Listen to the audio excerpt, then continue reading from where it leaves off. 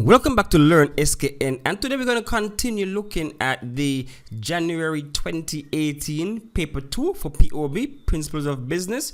So we're going to pick up at question number 3.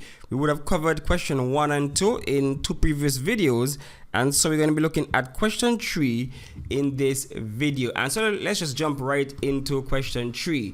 Identify 3 industries in the Caribbean that have developed from each of the following productive activities. So this question is coming from the production module, the production chapter in POB from the syllabus. And so we're looking at various aspects of production. And so we're looking at what industries were developed from farming and also from mining and quarrying. And so we have 3 marks each.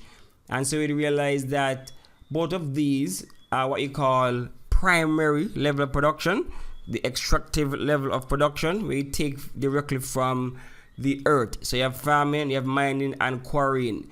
And so these are primary level industry, primary level production. And so we have industries, and this one is kind of straightforward in a sense. You can tell what industries would develop from farming, mining, and quarrying. And so for those of us who we live in certain islands that stress agriculture, Dominica, St. Vincent, even in Jamaica, some industries that would have developed. For example, in Jamaica, you would have had the coffee industry developed from farming. So you have the Blue Mountain coffee, those kind of things. So that's the coffee industry developed from farming. Of course, you have a whole number of different types of hot sauce developed from farming. When you have the very hot peppers that are they call it the Scotch bonnet pepper that's famous in Jamaica. A lot of people would take that and make it into hot sauce. You also have in Grenada, you have a lot of spice. So you have the spice industry being developed. So you have a lot of, whether it is dry spice, or fresh spice, herbs and spices. You have a nutmeg and those kind of things being developed over those kind of industries. And of course, you have other industries like certain juice industries. You have Pine Hill, you have your Fruiter, you have your True Juice in Jamaica. Those industries develop from farming various fruits and vegetables. You have your oranges and your apples and those things, the Pine Hill. Even if you look at Pine Hill, you also have some livestock farming happening there, some livestock production right there, because you have milk. In Jamaica, they produce milk. Pine Hill produce milk also. So that's another industry being developed from farming. You also have rum. Rum comes, a lot of sugar cane can be used to make rum, and molasses can be used to make rum. So you can see an industry developed from farming sugar cane in other places like Jamaica again. Then you have, of course, agro-processing. You take what you take what you got from agriculture, from farming, and you turn it into a different finished product. For example, as I said before, you can make your Scotch bonnet, you can make your hot sauce, you can make your jerk sauce, you can make your green seasoning, you can take your tomato, you make your ketchup, that kind of stuff. You have your agro-processed goods. And of course, you have things like, you take your ginger, you can make tea, and you can make your mint tea, and all those different tea that come from that industry. So all those are developed from the farming industry. So you just identify 3, and you get the marks for that one. For mining, on the other hand, this is only specific to certain countries in the Caribbean, certain nations in the Caribbean, such as Jamaica, Guyana, Trinidad, who would engage in Guyana, you have your gold mines. In Jamaica, you have your bauxite, and you have your aluminum being developed from that. The aluminum industry being developed from that. You have the jewelry industry being developed from the gold mining aspect of things in places like Guyana, as I said before. And of course, you have the whole petrochemical industry being developed from extracting natural gas and oil in places like Trinidad, and recently you had Guyana discovering some oil reserves there. You also have things like cement industry being developed from places where you can get your limestone and those things from, or even the stone. You can use the quarrying. You have the construction industry being developed from quarrying, because you blow up certain mountain and get the stone. The stone is used in construction of various things.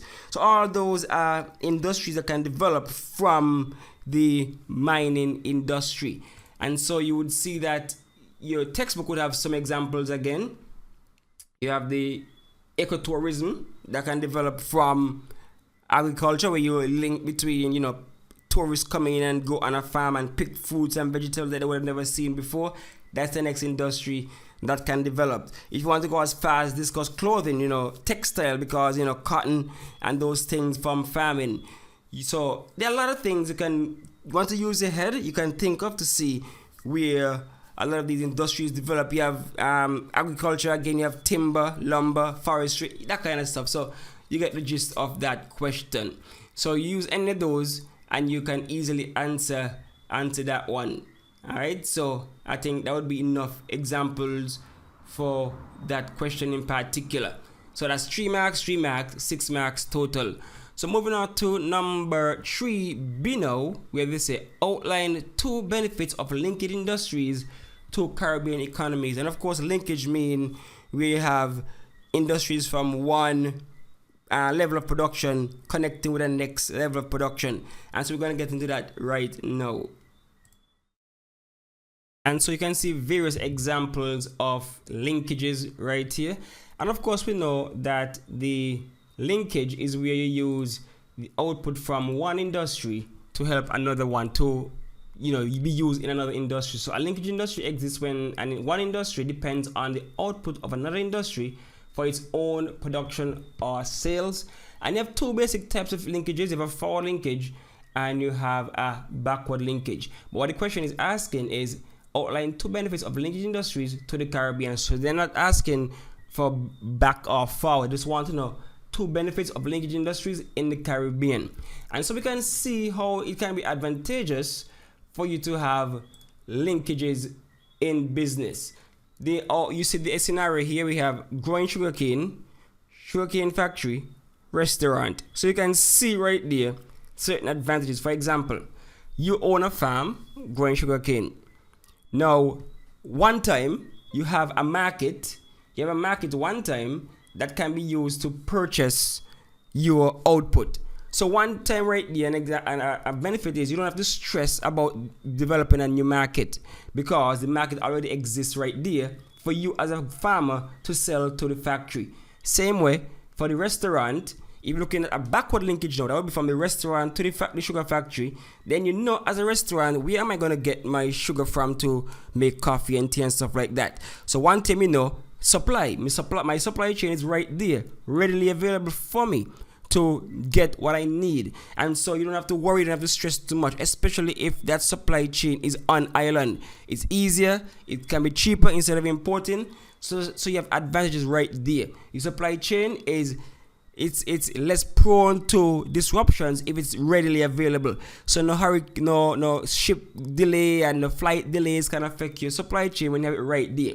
So you can see the difference between the forward and the backward in terms of advantages. For the forward linkage, where you go from here to there, you can see that they already have a market. So that's an advantage right there. You already have a market for your stuff. So imagine you're producing. Are you wondering, where am I going to sell it? No, you already have a market. For the backward, you can see, okay, my supply chain. My supply is readily available, so I don't have to stress too much about where am I going to get certain things from. So you see the next example right here. Citrus farm, juice factory, supermarket. A gold mine, making jewelry store. So whichever way you look at it, backwards or forward, you can see the advantages right there. One, you have already a market ready for you to go. If you are looking at the forward linkage, imagine you're a citrus farm and you make a contract with True Juice to provide them X amount of juice, of oranges, per year or per month. You already have a market, a contract locked down, so you produce, you almost sure your money. Same way, you're a supermarket, you have a contract with the juice factory saying, okay, I'm going to supply you X amount of boxes of juice per month, per year, whatever. So you already have a readily established supply chain right there. So those are some advantages you can see in having certain linkages. And so if you look at it, if you look at the examples, you can come to terms with the examples without even thinking too hard. Again, they have an example of Pine Hill. We have a backward linkage to the dairy farms of Barbados, and you have the citrus groves in Belize, the packaging material, the boxes. You already have a market, a supplier for that. That's a backward linkage from Pine Hill Dairy. Same way, Pine Hill have a forward linkage where they have a market ready to buy their stuff. So the supermarket is ready to buy their things, and that's of course an advantage. So benefits, linkages. A backward linkage stimulates supply industries such as agriculture or mining. So what they're saying is that these linkages encourage persons to produce certain things. So as a farmer, you're encouraged to produce more stuff because you know you already have a market that would buy your raw materials, and so therefore you produce more and more, and eventually the country can depend on itself as opposed to have to import everything. And then you have a forward linkage, provides material to develop manufacturing or service industries. Again, same way, they provide, you have a supply chain in tow, so you know that you can afford to develop certain services, like for example, certain, marketing services, financial services, whatever services you can develop, because you know there's a supply chain there already. Growth of linkage industry save foreign exchange and creates employment. So again, benefits: save on importing things, save foreign exchange by the government, by the companies, and also it creates jobs within the economy, within the country. So all those are advantages or benefits of various linkage industries, and only ask for 2, and so you can use any one I gave you and you can get the marks for that one. You can see it here being highlighted in the textbook. We have the primary industry, the person picking the coffee. Then you have the secondary industry, the person who actually processed the coffee. And then of course the restaurant, the service industry that uses the coffee beans to make the nice freshly brewed coffee. Again, you have the examples right here again. And so you can use them to figure out the benefits of the linkage. And the textbook even expands further than the slides. Linkage industry can encourage large-scale production and create additional business and employment opportunities.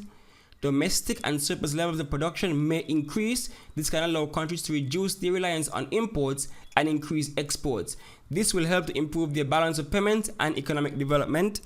Industries can learn from each other, spreading best practice techniques, encouraging innovation, and making more efficient use of natural resources and reducing wastage.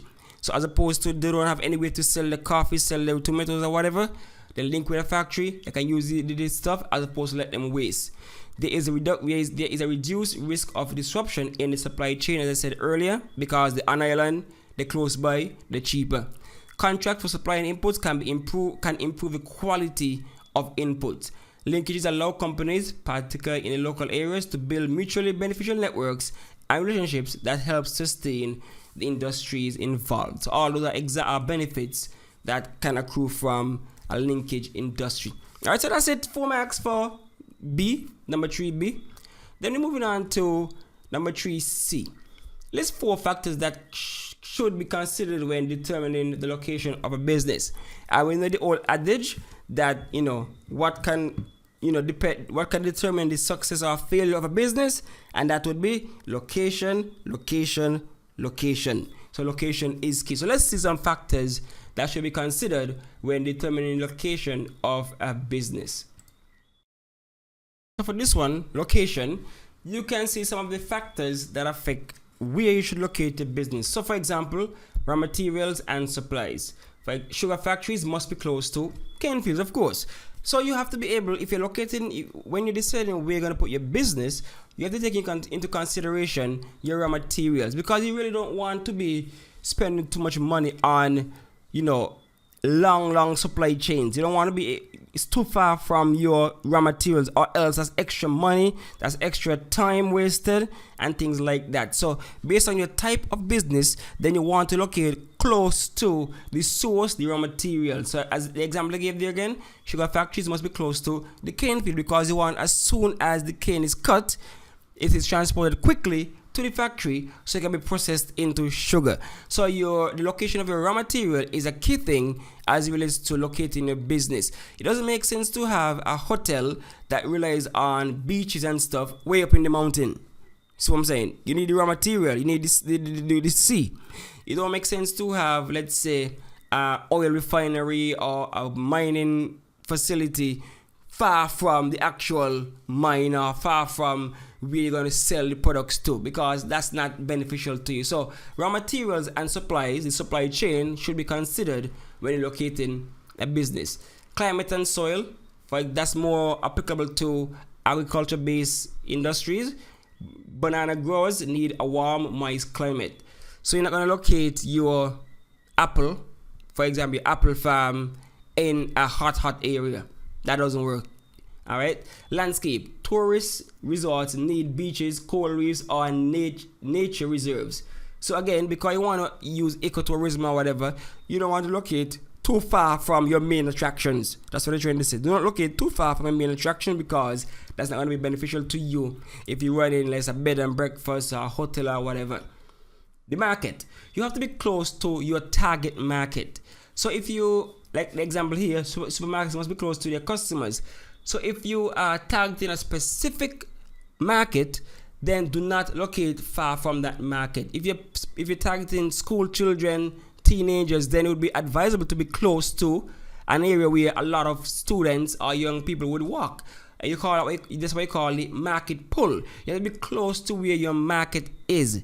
Doesn't make sense to locate far from your target market. Labor supply. Call centers need a plentiful labor supply. So again, you're going to open a business. You're going to want people to work in the business.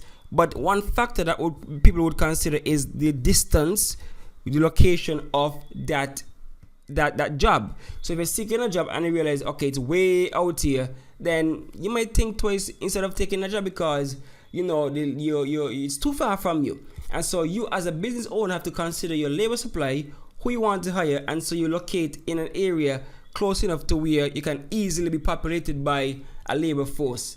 So labor supply is a key one also. Infrastructure. All businesses need telecoms, electricity, water supply. So this one is straightforward.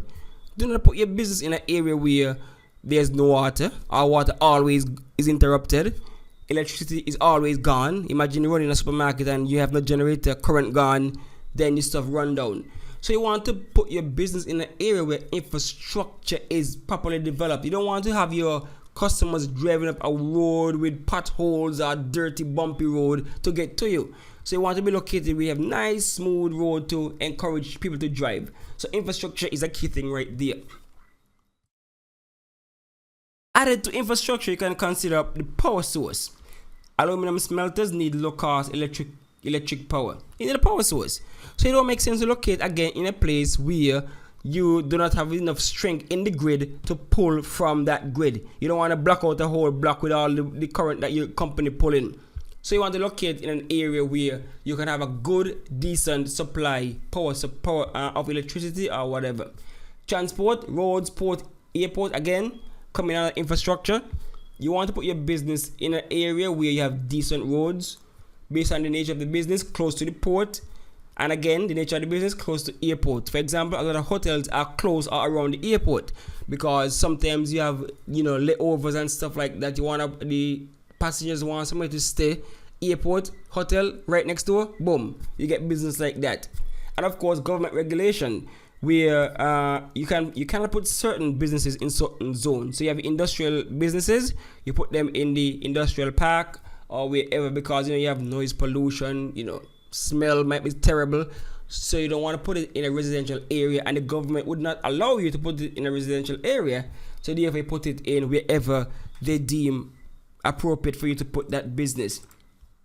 And so the textbook goes more in depth. They only ask you to list, so list 1, 2, 3, 4, 4 marks. But for more information, you can go more in depth with things like geographical setting, availability of raw materials and supplies in the textbook, access to roads and ports. They go more in depth with all of those factors that can determine your location. And so with those 4 quick things, you would have had 4 marks for number 3C. Then we have D. Many businesses start small and later develop into large businesses. Explain one positive effect and one negative effect of growth on a business. So one positive effect, one negative effect of growth on a business. So growth of a business would affect that business, that organization, in certain ways. For example, the organizational structure. Now, in a small business, you have a little bit of workers. And because you have a little bit of workers, you have some persons wearing many hats, doing many things. So one person might be the marketing person, the accounting person, everything, one person. But as the business grows, then you have more what you call specialization occurring. right? So here what I say here, when a business grows, the number of customers increase, the sale revenue increases, and the volume of work and its complexity also increase substantially. There is a need for clearly defined duties and responsibilities as well as more workers. The setting up of departments along the main functional areas, marketing, production, finance, and human resource, reduces overlap in the duties found in a small business and allows the workers to become specialized in their particular areas. So one advantage right there, or two, is that when a business grows, it reduces overlap in duties that you find in small businesses. So all of a sudden, the boss is not also the marketing person, the accounting person, the HR person. No, you can enable what you call specialization. So persons are going to become specialized in certain field because there's enough work to go around for everybody because the business is now larger. And so it reduces overlap and allows the workers to become specialized in their particular areas. So those are some positives from growth as it relates to organizational structure. Same way, when the business grows, the development of more complex internal structure may create problems. For example, communication. That is one of the big issues that occur from growth. One of the negative issues from growth is communication problems. Communication up and down the organizational hierarchy may become more difficult. So communication becomes more difficult. All of a sudden, when you have a straightforward organizational structure, you know who is the boss, who's in charge of what. Now we have a bigger company. Now you don't even know who your real boss is. You don't know who is in charge of what per se because it's more complex. And so communication can be a problem. You might not know who to report to. One person might tell you one thing, another person tell you another thing because there's so many, new managers, supervisors, things like that. So communication becomes a problem. They may slow down decision making if there are many more layers of management to consult and more internal producers to follow. So one advantage of being small is that you're flexible as a business. You can move with the times and stuff like that. But as you grow, now you become less flexible, the business, because now you have to ask permission. You have to go up the chain, up the command chain. Then you have to come back down the command chain before anything is done. So by the time you reach back down, it's not as nimble as it was before. So growth would create communication problems, and also it doesn't make the company as flexible, as nimble as it was when it was smaller, because now communication is an issue, more complex. A lot of things have to be run up and down the chain, and before you know it, certain things don't pass. You can't jump on opportunities quickly because you're just too big and bulky, and so you can't really be as nimble as a smaller business. And so those are other negatives that are associated with growth in a company. And of course, financial, you have the positive and negative in financial. For example, as you grow, now banks would trust you more because now you're a bigger company, more revenue. Well, you're supposed to get more revenue, more profits, and so your capital, they'll trust you more to give you a loan because you're bigger and you're more established, as opposed to when you're smaller as a business. But however, as business grows and becomes more successful, it will have more profits to reinvest in the business. Banks are also more willing to loan more money and on more favorable terms to larger businesses than they are to smaller ones. This is because larger businesses are usually more financially secured, right? So, but that's a good part. But also, as it grows, the requirement for fixed capital, buildings, machinery, and working capital, it increases. And so your cost of production or your cost of doing business might go up at first when you're growing. But over time, if you're efficient, then you will experience what you call economies of scale, where your overall costs start going down as you grow as a business. So there are two sides. You can have diseconomies, you can have economies. But for one thing, to obtain finance would be easier as a bigger company. So that's another positive right there of being a larger company. You banks will quicker lend you money than if you were small. Other positive would be that as the business grows, apart from financial institutions, investors might be quicker to invest in that business because they see it growing and they see that there's a possibility to make some money. But as it grows, you have to hire more people. And if you hire more people, then what happens? now we start having labor disputes and industrial actions and stuff like that. They said, however, the effects can be both positive and negative. For example, there is a possibility of organized labor disputes occurring in large businesses with larger workforces, which can hold up production and increase costs. Right? So those are negatives to growth. Again, positive to growth. As a firm grows, there's more finance available to invest in technology. This technology can be applied in various areas of the business. For example, in office, it may be desktop computers, and in production department, it may be inventory or software to keep track of sales. So more access to better technology as you grow. But of course, some of the technology might be expensive, and that could be a downside.